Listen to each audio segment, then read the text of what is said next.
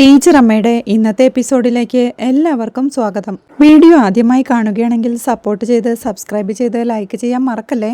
ടെൻഷനോടെ ഇരിക്കുന്ന വീണയെ അമ്മ കുറ്റപ്പെടുത്തുമ്പോഴേക്കും സന്തോഷേട്ടന് വയ്യാഞ്ഞിട്ടല്ലേ ഞാൻ പോയത്, അല്ലാതെ ബന്ധം തുടരാനൊന്നുമല്ലല്ലോ. അമ്മയ്ക്കത് അറിയാത്തതൊന്നുമല്ലല്ലോ. എന്നിട്ടും എന്നെ കുറ്റം പറയാ വെറുതെ എന്ന് ദേഷ്യത്തോടെ വീണ പറയുന്നു. മോളെ, പ്രോപ്പറായി കമ്മ്യൂണിക്കേഷൻ ഇല്ലാത്തതാ നിന്റെ യഥാർത്ഥ പ്രശ്നം. എല്ലാരും നമ്മളെ മനസ്സിലാക്കി ഒപ്പം നിൽക്കുമെന്നൊന്നും കരുതരുത്. അവസാനം ആരും നമ്മുടെ കൂടെ കാണില്ലെന്ന് അമ്മ ഓർമ്മിപ്പിക്കുകയാണ്. എല്ലാവരും തള്ളി പറഞ്ഞോട്ടെ, എനിക്ക് പ്രശ്നമില്ല, മനസ്സിലാക്കുന്ന ആരെങ്കിലും ഒടുവിലുണ്ടാവുമല്ലോ എന്ന് വീണയും ടെൻഷനോടെ പറയേ. നമ്മൾ ഇങ്ങനെ വൈകാരികമായി പറഞ്ഞിട്ട് കാര്യമുണ്ടോ കുഞ്ഞി? ജോൺ എത്ര കാലമായി നിന്റെ ഒരു പോസിറ്റീവ് റെസ്പോൺസിനായി കാത്തിരിക്കുന്നു. ആ കാത്തിരിപ്പിന് നീ എന്തെങ്കിലും വില വെച്ചിട്ടുണ്ടോ? നമ്മൾ അങ്ങനെ പ്രതീക്ഷയൊന്നും വെപ്പിക്കരുത്. നീ ഇത്രയും കാലമായിട്ട് ജോണിന്റെ കാര്യത്തിൽ ഒരു തീരുമാനത്തിൽ എത്തിയില്ല എന്ന് പറയുന്നതാണ് ശരി. അതുകൊണ്ടാ കനി പറഞ്ഞതിൽ ന്യായമുണ്ടെന്ന് ഞാൻ പറഞ്ഞത്. ഇന്ന് കനി അങ്ങനെ പറഞ്ഞപ്പോ ജോണിന് എന്താ ഒന്നും പറയാൻ പറ്റാഞ്ഞത്? നിന്റെ മൗനമുണ്ടാക്കിയ ശൂന്യതയാ അത്, അറിയാമോ? യെസ് ആണെങ്കിലും നോ ആണെങ്കിലും അതിനൊരു ക്ലാരിറ്റി വരുത്തും. നമ്മ പറയേ, എനിക്ക് സന്തോഷത്തിന്റെ കാര്യത്തിൽ ശരിക്കും ഭയമുണ്ട്, അതുകൊണ്ടാ എനിക്കൊന്നും പറയാൻ പറ്റാത്തതെന്ന് വീണയും. അത് കേൾക്കെ ദേഷ്യത്തോടെ അമ്മയും, ഇത്രയും പറഞ്ഞിട്ടും നിന്റെ വഞ്ചി അവിടെ തന്നെ നിൽക്കുന്നേയുള്ളൂ എന്ന് പറയേ.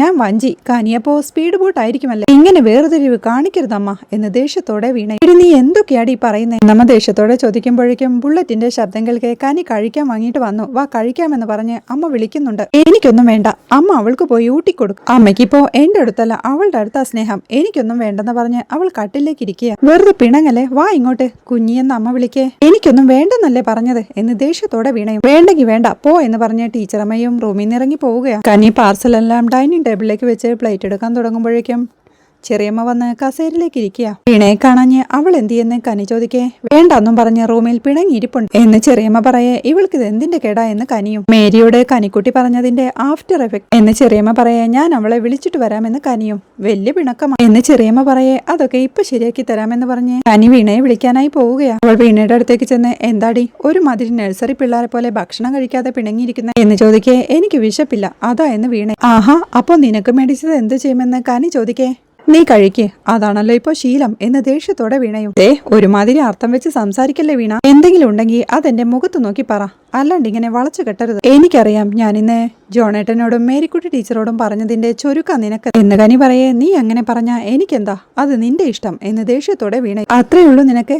എങ്കിലൊക്കെ, അതല്ല എങ്കില് വാ തുറന്ന് പറയാൻ കഴിയണം. നിനക്കിപ്പോ ജോണേട്ടന്റെ ജീവിതത്തിലേക്ക് പോവാൻ താല്പര്യമുണ്ടോ? എടി എന്നാ പറ, ഞാൻ ഇന്ന് പറഞ്ഞത് പിൻവലിച്ചോളാം. പക്ഷെ നീ അത് പറയണം, അത് നിനക്ക് തന്നെ ഒരു ക്ലാരിറ്റി ഇല്ല. എന്നിട്ട് നമ്മളോട് എന്തിനാ വെറുതെ വീണ ദേഷ്യപ്പെടുന്നു എന്ന് കനി ചോദിക്കേ. എനിക്ക് ദേഷ്യമൊന്നും ഇല്ലെന്ന് വീണ. എനിക്ക് ഇപ്പൊ അങ്ങനെ തോന്നുന്നില്ല. നിനക്കിപ്പോ എന്നെ അടിച്ചു നിലത്തിടാനുള്ള ദേഷ്യമില്ലേ എന്ന് കനി വീണ്ടും ചോദിക്കേ. എനിക്ക് ദേഷ്യമൊന്നുമില്ല, പക്ഷേ വിഷമമുണ്ട് ചിലരെന്നെ ഒട്ടും മനസ്സിലാക്കാതെ പോകുന്നത് എന്ന് വീണയും സങ്കടത്തോടെ പറയുകയാ. നമ്മൾ ഉള്ളിലുള്ളത് പറയണം, എന്നാലേ മറ്റുള്ളവർക്ക് മനസ്സിലാവൂ, അല്ലാണ്ട് മനസ്സിലാക്കാൻ ഒരു വഴിയുമില്ല. നീ അതൊക്കെ വിട്, എന്തായാലും പിണങ്ങിയിരിക്കേണ്ട വാ ഭക്ഷണം കഴിക്കും എന്ന് കനി വീണ്ടും വിളിക്കേ. എനിക്ക് വിശപ്പില്ലെന്ന് വീണ. ഓംലെറ്റ് ഉണ്ടാക്കിയ വിശപ്പുണ്ടാവോ? രസവടയും പപ്പടവും കൂടെ ഉണ്ടെങ്കിലോ? ഈ ചെറിയമ്മ കട്ടൻ ഇടുന്നു. നീ ചുമ്മാ ജാട കാണിക്കാതെ എഴുന്നേറ്റ് വാ എന്ന് പറഞ്ഞ് കനി അവളുടെ കൈ പിടിക്കുമ്പോഴേക്കും അവൾ അത് തട്ടി മാറ്റിക്കൊണ്ട്, വേണ്ട എനിക്ക് വിശപ്പില്ലെന്നല്ലേ പറഞ്ഞത് എന്ന് പറഞ്ഞ് ദേഷ്യത്തോടെ ഇരിക്കുന്നുണ്ടെങ്കിലും ഇങ്ങോട്ട് വാടി എന്ന് പറഞ്ഞ് അവളുടെ കയ്യിൽ പിടിച്ച് എഴുന്നേൽപ്പിച്ചുകൊണ്ട്, നിന്റെ ഈ ജാടയൊക്കെ ഓംലെറ്റിലും രസവടയിലും തീരുമെന്ന് എനിക്കറിയാം, വന്നേന്ന് പറഞ്ഞ് കനി അവളെ പിടിച്ചു വലിച്ചോണ്ട് പോവുകയാ. അവളെ പിടിച്ചു വലിച്ച് ഡൈനിങ് ടേബിളിൽ കൊണ്ടിരുത്തുമ്പോഴേക്കും ചെറിയമ്മേതേ പിണക്കക്കാരിയെ അറസ്റ്റ് ചെയ്തിട്ടുണ്ട്. ഓംലെറ്റും രസവടയും പപ്പടവും ഉണ്ടെന്ന് അറിഞ്ഞപ്പോ അവൾ ഫ്ലാറ്റായി. പിന്നെ വെറുതെ ജാടയ്ക്ക് മസിലൊക്കെ പിടിച്ചു എന്ന് കനി പറയേ. അവർക്കെല്ലാം ഫുഡ് എടുത്തു കൊടുത്ത് ഭക്ഷണം കഴിക്കാതെ പിണങ്ങിയിരിക്കുന്നതൊന്നും അത്ര നല്ല ശീലമല്ല എന്ന് അമ്മയും പറയുന്നുണ്ട്. ജോണേട്ടനെ ഞാൻ പ്രപ്പോസ് ചെയ്തതിന്റെ ചൊരുക്കായി വിളിക്കും എന്ന് കനി പറയേ. കനി, ഭക്ഷണത്തിന്റെ മുന്നിലിരുന്ന് ഇനിയും തർക്കിച്ച് പിണങ്ങല്ലേ എന്ന് ചെറിയമ്മ ഓർമ്മിപ്പിക്കേ. ചെറിയമ്മേ, ഞാൻ ഇവളോട് പറഞ്ഞ കാര്യം ചെറിയമ്മയോടും കൂടി സൂചിപ്പിക്കാം എന്ന് കനി പറയേ. എന്ത് എന്ന് ചെറിയമ്മ. ജോണേട്ടന്റെ കാര്യം കേട്ടിട്ടാണല്ലോ ഇവളുടെ ഈ പിണക്കം. ജോണേട്ടന്റെ ജീവിതത്തിലേക്ക് പോവാൻ താല്പര്യമുണ്ടെന്ന് ഇവൾ ഇപ്പൊ പറഞ്ഞ ഞാൻ എന്റെ റിക്വസ്റ്റ് പിൻവലിക്കാമെന്ന് ഇവളോട് പറഞ്ഞു. പക്ഷേ പറയണമെന്ന് കനി തീർത്തു പറയേ. ചെറിയമ്മയും ദേഷ്യത്തോടെ കഴിച്ചിട്ട് പോയി കിടന്നുറങ്ങു പിള്ളേരെ. പുലർച്ചെ ഇറങ്ങിയതാ. കഴിക്ക കുഞ്ഞി എന്ന് പറയുമ്പോഴേക്കും എല്ലാവരും കഴിക്കാനായി തുടങ്ങുന്നുണ്ട്. രാത്രി സുജിയും റജിയെ വിളിക്കുക. ഹലോ ചേട്ടാ, ഇന്നത്തെ ട്രെയിനിങ് ഒക്കെ കഴിഞ്ഞോ എന്നവൾ ചോദിക്കേ. എല്ലാം കഴിഞ്ഞു, കട്ടിലിൽ കൊണ്ട് വിരിച്ചിട്ടിരിക്കുക എന്ന് റജി.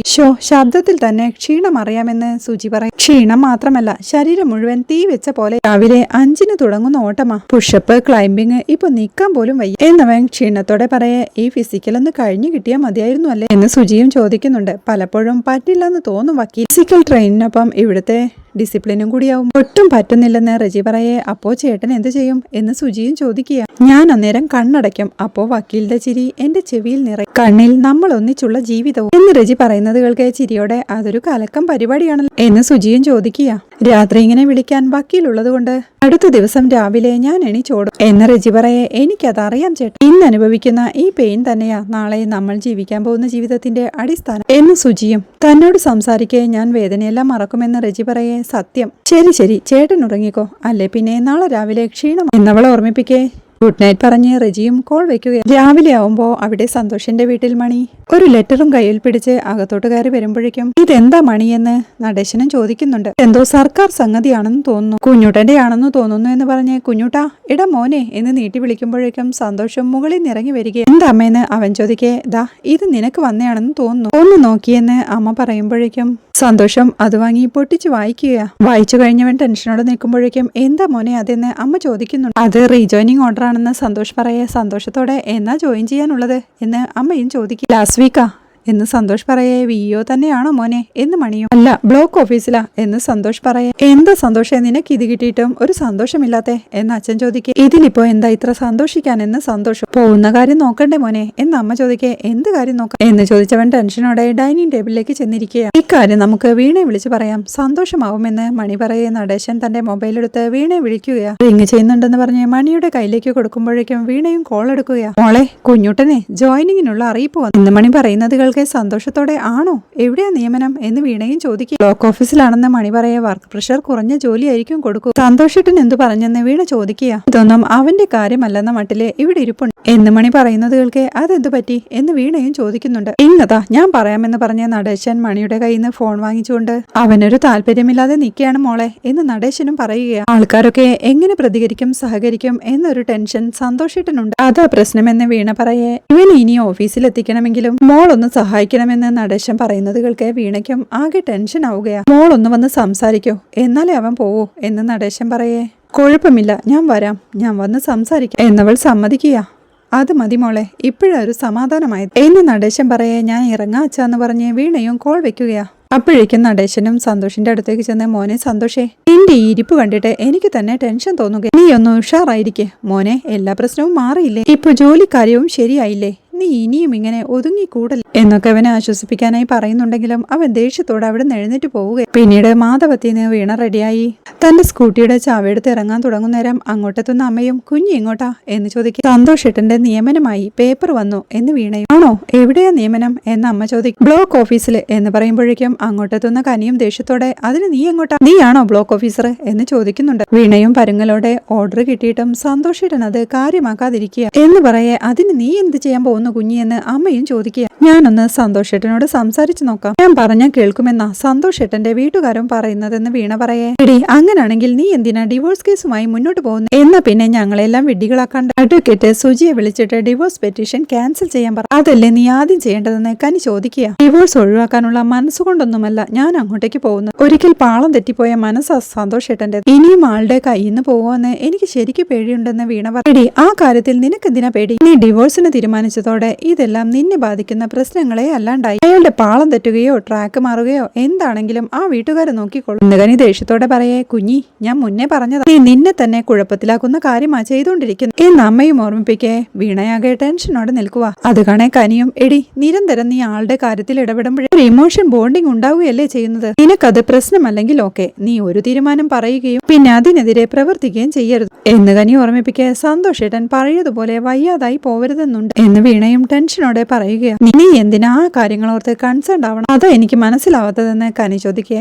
അറിയാവുന്ന ഒരാൾക്ക് വയ്യാണ്ടാവും, നമുക്കത് വിഷമമാവില്ലേ എന്ന് വീണയും. ഓ, നീ ആരാ, മദർ തെരേസയോ? എല്ലാവരുടെയും മുറിവുണക്കാനും ഒപ്പം നിൽക്കാം എന്ന് കനി ചോദിക്കേ. ഞാൻ പറഞ്ഞ സന്തോഷേട്ടൻ ജോലിക്ക് പോവും, അതുകൊണ്ടാ എന്ന് വീണയും ടെൻഷനോടെ പറയടി. അന്നേരം നീ ഒരു ഇമോഷണൽ ബോണ്ടിങ് ഉണ്ടാക്കുമല്ലേ, അതാളെ കൂടുതൽ കുഴപ്പത്തിലാക്കുകയുള്ളൂ എന്ന് കനി ഓർമ്മിപ്പിക്കുക. ഞാൻ അതൊന്നും ആലോചിച്ചിട്ടില്ലെന്ന് വീണ പറയേ. ആൾക്കിനിയും വട്ടാവുമെന്ന് നിനക്ക് ആലോചിച്ച് പേടിക്കാം. അങ്ങോട്ട് പോയാലുള്ള പ്രശ്നങ്ങളെക്കുറിച്ച് നീ ആലോചിക്കാറേയില്ല, അത് നല്ലതാ. എടി, ആളുടെ വീട്ടുകാരെ നിന്റെ ഈ മനസ്സ് നന്നായി ചൂഷണം ചെയ്യുന്നുണ്ട് എന്ന് കനി കുറ്റപ്പെടുത്തേ.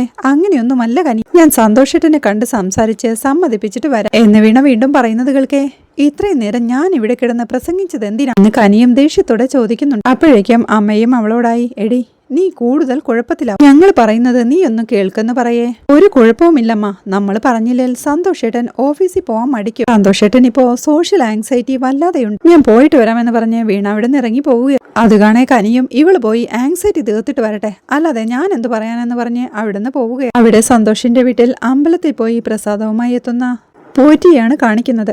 ലിവിംഗ് റൂമിലേക്ക് എത്തുമ്പോഴേക്കും മണിയെ കണ്ട് നന്നായി പ്രാർത്ഥിച്ചു മണി, ഇതാ പ്രസാദ് എന്ന് പറഞ്ഞു കൊടുക്കുമ്പോഴേക്കും അണ്ണന്റെ പ്രാർത്ഥനയ്ക്ക് ഗുണമുണ്ട് കേട്ടോ, കുഞ്ഞുട്ടനെ ജോലി കയറാൻ ഉത്തരവായി എന്ന് മണി സന്തോഷത്തോടെ പറയുകയാ. അതുകൾക്കെ പോറ്റിയും ഗുണമുണ്ടാവും, ഞാൻ അത്രയ്ക്ക് വിളിച്ച് അപേക്ഷിച്ചു. ജോലിയിൽ കയറിയാലും ഇതൊക്കെ എല്ലാവർക്കും ഓർമ്മ വേണം. നന്മയില്ലാത്ത കാലമാണല്ലോ മണി ഇത്. ചെയ്തതൊക്കെ എല്ലാവരും മറന്നുപോകും. ചിന്തിക്കാത്ത കാര്യങ്ങൾക്ക് ആരോപണം കേൾക്കേണ്ടിയും വരും എന്ന് പറഞ്ഞ് നാരായണ നാരായണ എന്ന പ്രാർത്ഥനയോടെ പോറ്റി ആ സോഫയിലേക്ക് ഇരിക്കുക. അത് കണ്ട് അങ്ങോട്ടെത്തുന്ന നടേശനും അളിയൻ മുക്കിനിരുന്ന് ജപിക്കുന്നുണ്ടല്ലോ. എന്തിനോ എന്തോ എന്ന് പറയേ, നടേശ വീട്ടിലോട്ട് ലക്ഷ്മി കയറി വരുമ്പോ പുച്ഛമരുത് എന്ന് പറഞ്ഞ് വീണ്ടും നാമജപം തുടർന്നുകൊണ്ടിരിക്കുക. അപ്പോഴാണ് വീണ അങ്ങോട്ടെത്തുന്നത്. വീണ എത്തിയെന്ന് സന്തോഷത്തോടെ നടേശൻ പറയുമ്പോഴേക്കും പോറ്റിയും ദേഷ്യത്തോടെ ഇതിന്റെയൊക്കെ ആവശ്യമുണ്ടായിരുന്നു, വേറെ എവിടെയെങ്കിലും പോയിരുന്ന് ജപിക്കാം, അതാ നല്ലതെന്ന് പറഞ്ഞ് അവിടുന്ന് എഴുന്നേറ്റ് പോവുകയാണ്. വീണ അങ്ങോട്ട് കയറി വരുമ്പോഴേക്കും മോൾ ഇത്ര പെട്ടെന്ന് വരുമെന്ന് കരുതിയില്ലെന്ന് നടേശനും. നിങ്ങൾ വിളിച്ചപ്പോ തന്നെ ഞാൻ ഇറങ്ങിയെന്ന് വീണ പറയെ, സന്തോഷിന് ആ ഓർഡർ കിട്ടിയിട്ട് യാതൊരു അനക്കവുമില്ല, ഞാൻ എന്തിനു സന്തോഷിക്കണമെന്ന് മട്ടിലിരിക്കുക എന്ന് നടേശൻ പറയേ. സന്തോഷത്തിന്റെ മുടക്കെ ജോലിക്ക് പോയി തുടങ്ങുമ്പോൾ മാറും. ഇവിടെ ഇങ്ങനെ ആരെയും കാണാതെ ഒറ്റയ്ക്കിരിക്കുന്നതിന്റെ പ്രശ്നം മാത്രമേ ഉള്ളൂ. ജോയിൻ ചെയ്ത് കഴിയുമ്പോൾ പിന്നെ മെയിൻ ഫോക്കസ് അതാവും. പിന്നെ പ്രശ്നമൊന്നും ഉണ്ടാവില്ലെന്ന് വീണ പറയുന്നത് അപ്പുറത്ത് മാറിയിരുന്ന് ശ്രദ്ധിക്കുകയാ പോറ്റിയും. മണിയും വീണയോടായി കുഞ്ഞൂട്ടാൻ ഇത്രയും നേരം ഇവിടെ തന്നെ ഇരുന്നത്, കുറച്ചു മുമ്പേ മോളിലോട്ട് കയറിപ്പോയതേ ഉള്ളൂ, മോളിരിക്കെ എന്ന് പറയുമ്പോഴേക്കും അവളും സോഫയിലേക്ക് ഇരുന്നുകൊണ്ട് അപ്പുറത്ത് മാറിയിരിക്കുന്ന പോറ്റിയെ കണ്ട് പോറ്റിമാമന് സുഖാണ് എന്ന് ചോദിക്കേ പോറ്റിയും ഇഷ്ടക്കേടോടെ ദൈവാധീനം കൊണ്ട് വലിയ പരുക്കുകളൊന്നും ഇല്ലാതെ പോകുന്നു എന്ന് പറയുന്നുണ്ട്. കുഞ്ഞൂട്ടനെ വിളിക്കുന്ന നടേശൻ പറയുമ്പോഴേക്കും കുഞ്ഞൂട്ടാ ഇറങ്ങി വാ, ദേ വീണ വന്നിരിക്കുന്നു എന്ന് അമ്മ വിളിച്ചു പറയുന്നത് കേൾക്കെ ടെൻഷനോടെ കട്ടിലിരിക്കുകയായിരുന്ന സന്തോഷത്തോടെ ചിരിക്കുന്നിടത്താണ് ഇന്നത്തെ എപ്പിസോഡ് അവസാനിക്കുന്നത്. വീഡിയോ ഇഷ്ടമായാൽ സപ്പോർട്ട് ചെയ്ത് സബ്സ്ക്രൈബ് ചെയ്ത് ലൈക്ക് ചെയ്യാൻ മറക്കല്ലേ.